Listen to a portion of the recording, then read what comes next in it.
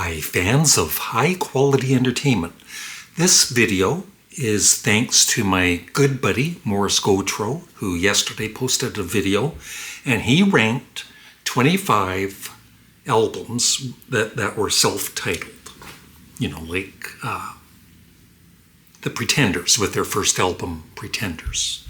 So I've got 25. I think there might be one or two more, but this is mainly what I have.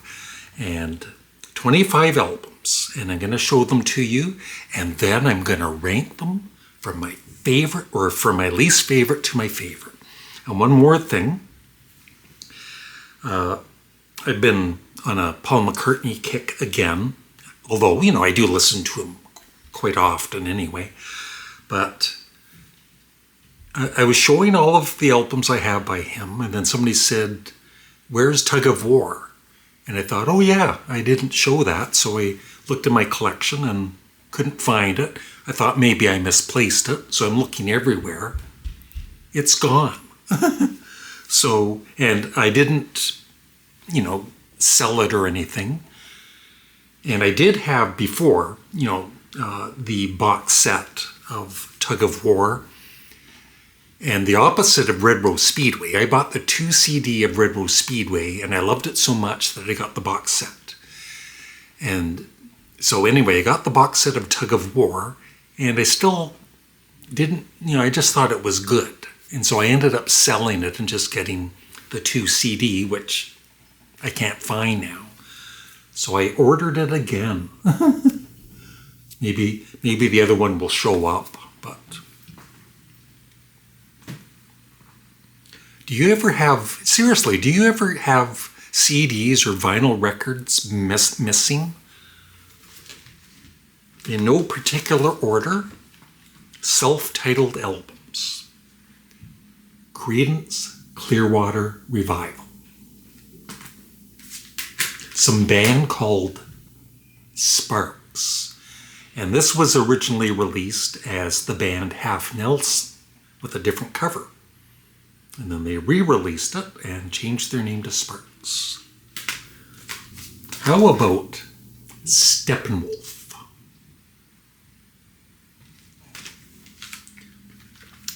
This one, you know, some people might argue, but I think the title is, yeah, The Velvet Underground and Nico. Even though it says, you know, peel slowly here or whatever, and produced by Andy Warhol, but I'm going with it's self-titled. You can argue if you want. Yes. Speaking of Pretenders, there they are. How about Procol Harum?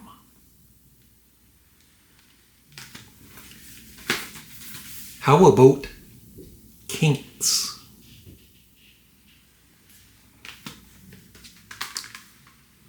David Bowie.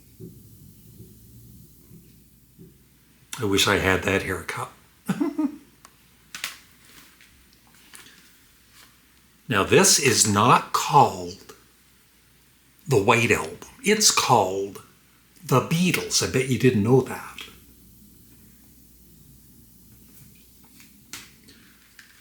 And the band.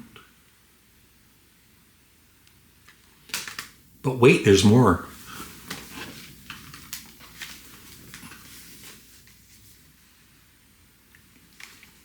And you usually, not always, but usually if it's self-titled, it's the artist's first album. But sometimes that's not the case.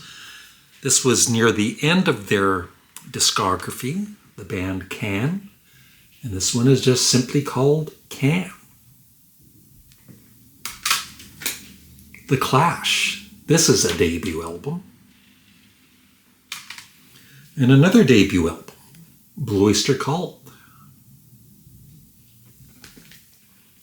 Another debut album, Ramones. And another one. So yeah, mainly, they're usually debut albums, as I said. Another one, Lou Reed. Another one, Paul Simon. Although, I guess this is his second album. I always consider this his first. But he had, the songbook back in the 60s. The Paul Simon's songbook, which I've never actually heard. How about another debut? Crosby, Stills, and Nash. A debut by the Doors. Or Doors. It's still, using their name, so I consider that self-titled. And this band is Grand Funk Railroad, and this is called Grand Funk. I gotta rank these. Why do I do that to myself? Another great debut, The Tubes. 2 more. No, 3 more. George Harrison, who I just recently ranked all of his albums. Thumbnail.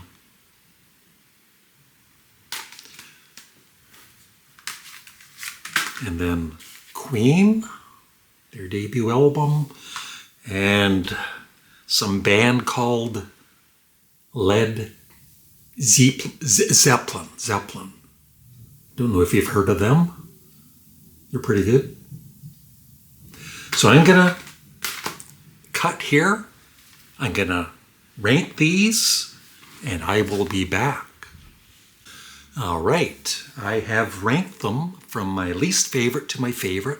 It took about 5 minutes, and I only cried a couple of times because it's stressful ranking albums. So here we go. What I'm going to do, I'll just show the bottom 15, and then I'll do my top 10. So my least favorite is the debut album by David Bowie.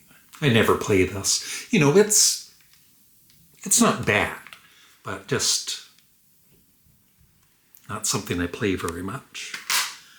And then all of the rest are at least, pretty good.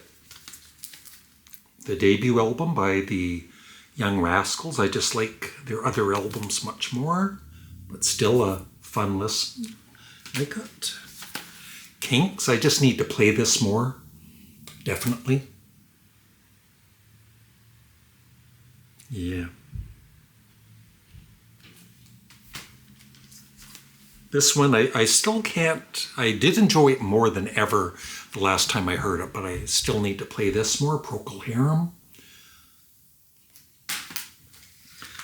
This is one, it's good, but not one of their better albums.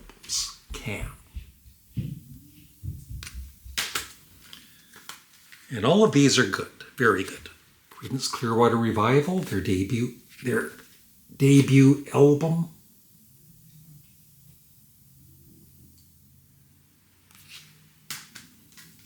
Lou Reed, I think this album is underrated. I really do like it, except for the production. Might play that tonight. The Band, which I think would be higher up on your list, possibly, but very good album. And all of these I love. Steppenwolf, their great debut album.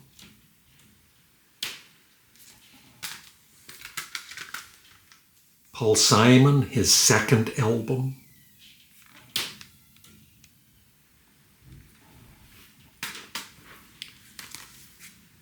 Pretenders. All of these are 10 out of 10 albums. The Tubes, great album. Queen. Crosby, Stills, and Nash.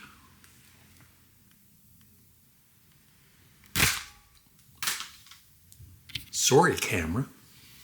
And The Clash. This is the top 10 drum roll or synthesizer sound. Some of my favorite albums of all time are here. Number 10, Grand Funk's second album. Their first one was called On Time. I bet you didn't know that. Number 9, number 9, number 9, George Harrison. Number 8, The Velvet Underground with Nico. This, of the 4 albums with Lou Reed, this was always my least favorite. Not that I didn't like it, but I think all 4 of the albums with Lou Reed are 10 out of 10s.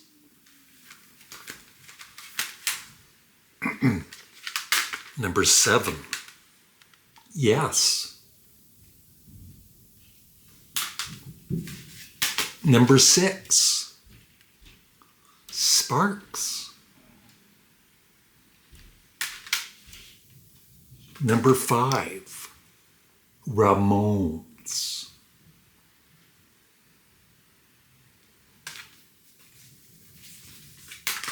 Number 4,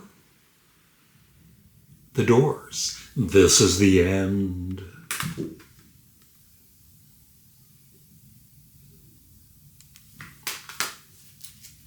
And the top 3.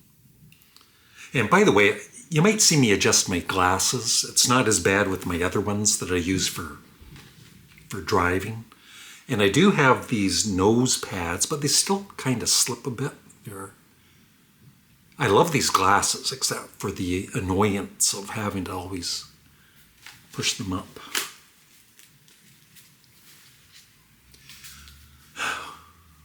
What was I doing? Oh yeah, top 3. Number 3, Blue Oyster Cult. I have played this hundreds of times. And I might be interviewing the original bassist for Blue Oyster Cult, Joe Bouchard, sometime this month or early April, so stay tuned. Number 2, Led Zeppelin, and I won't be interviewing Jimmy Page. I haven't asked him yet, that's why.